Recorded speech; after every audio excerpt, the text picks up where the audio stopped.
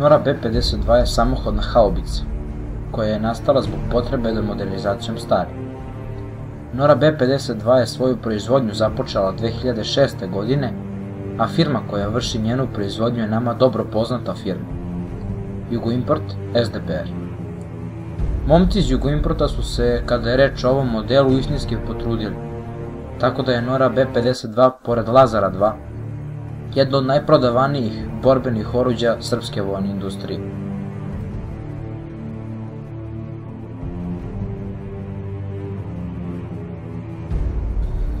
Interesantne činjenice koje krase ovu haubicu su upravo njena fleksibilnost i izdržljivost.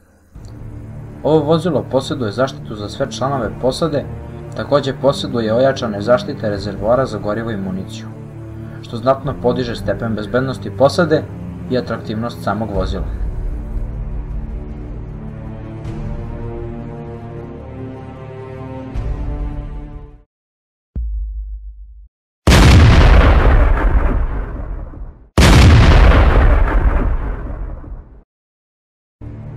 Pogodnosti koje pruža ovo oklopno vozilo su sledeće.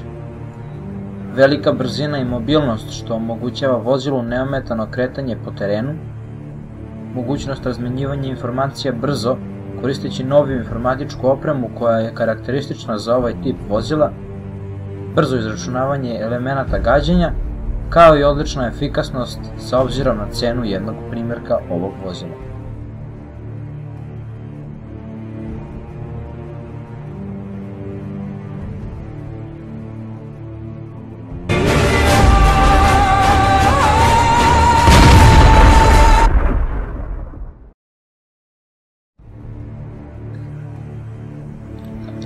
Brzina na putu ili van njega, kao i domet i naoružanje ovog vozila su glavni adut istog. Maksimalni domet ovog vozila iznosi 60 km.